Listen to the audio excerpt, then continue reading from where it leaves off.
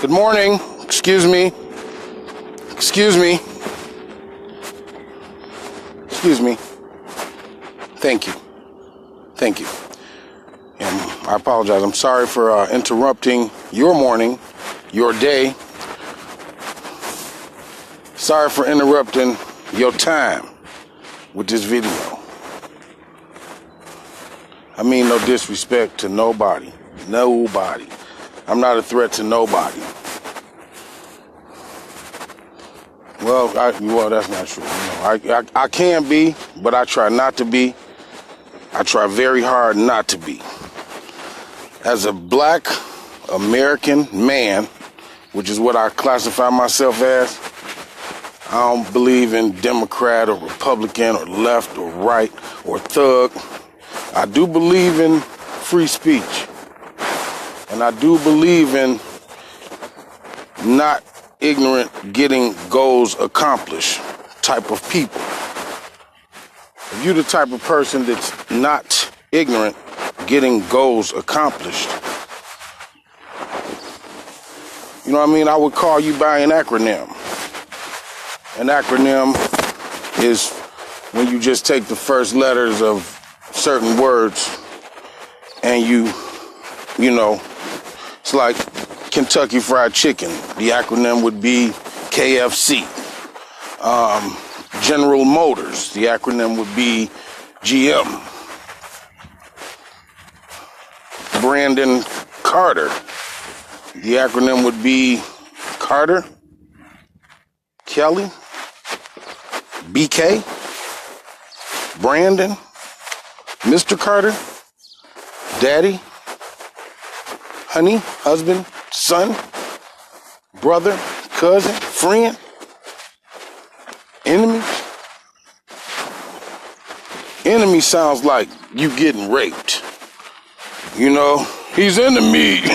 Or they might like you, they didn't rape you yet. So enemy, he's into me. He's into me. He's into me. I think he's into me. Oh shit, he's into me. You know what I'm saying? So, you feel me? Enemy could be into me, like getting up in your spine, you know what I'm saying? Or enemy could be into me, like you know what I'm saying? You know what I'm saying? He curious about me, you know what I mean? He into me. Either way, if a motherfucker's into you or into you, that's your enemy. Be with people who with you. I'm at Lake St. Clair, the opening of Lake St. Clair. Look, he just caught a fish out the Detroit River. Let me flip this. You say, well, I wonder would it flip? See if it'll flip. You know, I guess you can't be pretty, there it is. Right, out the Detroit River.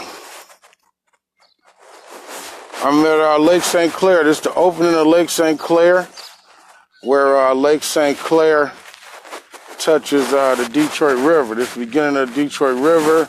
That green area, that's Delisle. And if you could see far away, see if I could zoom in. I got a new phone. I don't really know how to work it, so bear with me.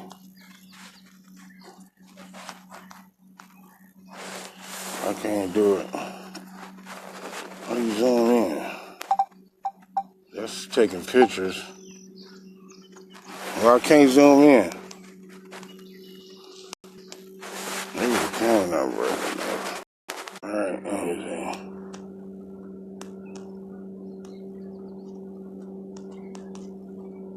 I'm trying to open this up.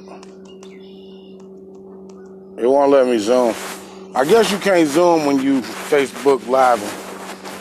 But, you know, I believe in Psalms 23. Psalms 23 is like, the Lord is my shepherd, I shall not want. He makes me lie down in green pastures. That's green pastures. He lead me beside still waters. That's still waters. He restored my soul and lead me in the path of righteousness for his name's sake. Yea, though I walk in the valley in the shadow of death, I'll fear no evil, for thou art with me. Thy rod and thy staff, they comfort me. Thou prepared the table before me in the presence of my enemies. Thou anointed my head with oil, my cup runneth over. Surely goodness and mercy shall follow me all the days of my life, and I'll dwell in the house of the Lord forever. I thank the Lord for the strength, the power, the blessings, the peace, the love, the knowledge, the strength, the protection, and the forgiveness that shower me throughout the days of my life. And I pray that the Lord continue to shower me with strength, power, blessings, peace, love, knowledge, protection, and forgiveness. Let no weapon forged against me prosper. Any weapon forged against me, let it be turned on the source and do unto the source the intent of the source. And that's how I feel.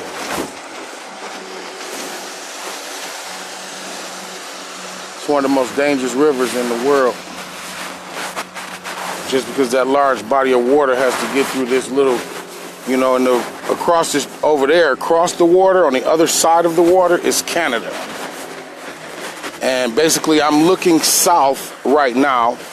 The sun is rising in the east. So right now I'm facing east. That's the sun. People bringing their boats home up the little canal, which is a good life. But across the way, all the green that you see over there is Canada. And the green in the center there, that's Belle Isle. It's an island, used to be owned by Detroit, but once they, they sold it, the state took it over. Now it costs $10 to get on there. And in the background, far is the skyline of Detroit, Renaissance Center, the symbol of Detroit, Renaissance, rebirth. Basically, Renaissance means rebirth. And when that building was built, it was to signify a rebirth of Detroit. Coleman Young was the mayor at the time. And basically, after the riots, they started a mass migration out of the city. A lot of whites and shit went to the suburbs. A lot of people don't know that when they had Devil's Night back in the day in Detroit, and houses used to be burned, they used to think it was the citizens of Detroit just being so crazy that, the niggers burned up their city. But actually what it was the white people who exited the city, they couldn't sell their property. So they burned their properties and recouped the insurance. They blamed that shit on the citizens of Detroit so that there would not be a question. And anytime you say that black people did something, as far as America is concerned, it has to be true.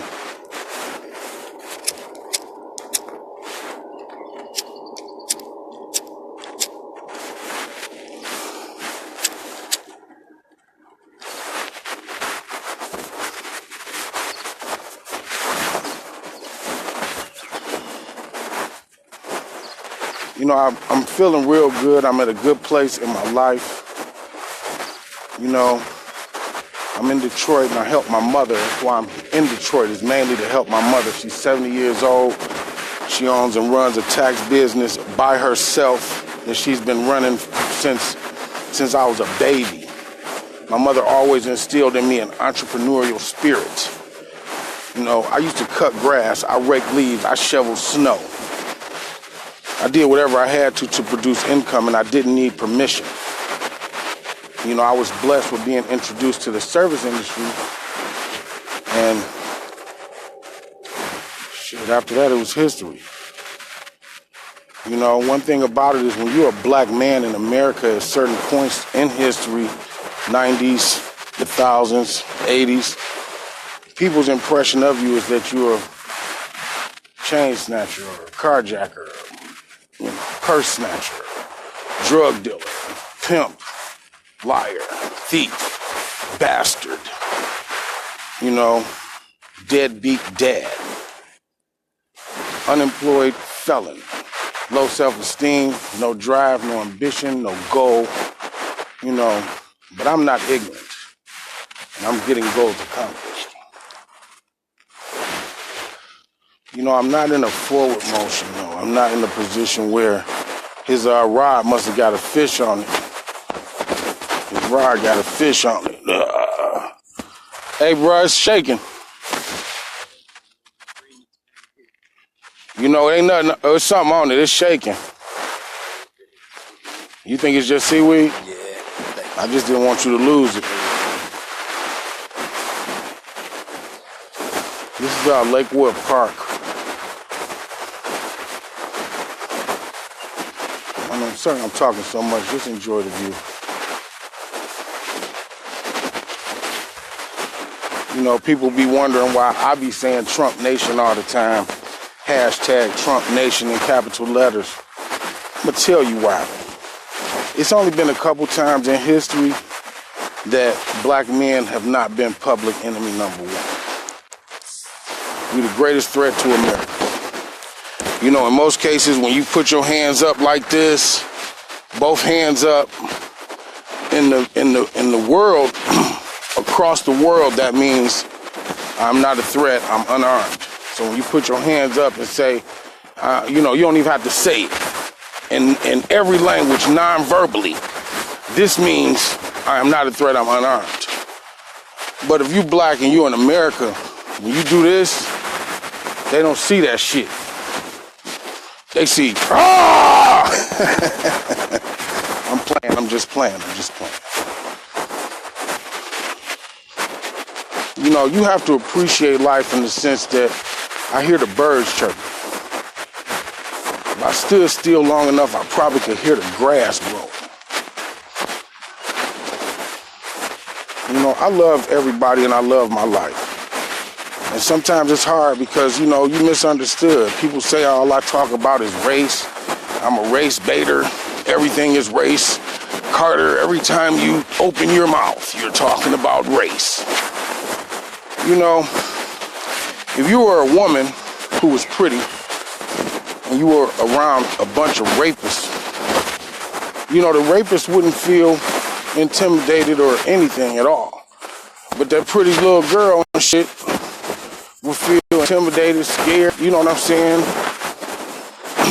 And if you change the rapist into a racist, if you my best friend and you white and we go to a party and I tell you this motherfucker racist and you go, oh no, that's John. He's cool. He's a good friend of mine and, you know, he loves all people. His sister had a baby by a black guy. He loves black people. Like, nah, man, I can see how that motherfucker look at me. I know he a racist motherfucker and he hate me.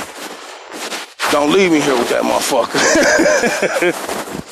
If you change racist to a rapist and you change me to, you know, a female friend, and the female friend says John is a rapist, I can feel it.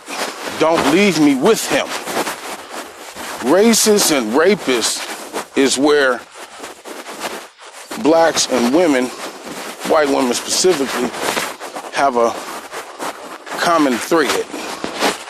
When the Constitution was written, it didn't include white women, or black men, or black women, or Indians, or Chinese people, or Mexicans, or Canadians, or it included white men, Anglo-Saxon Protestant.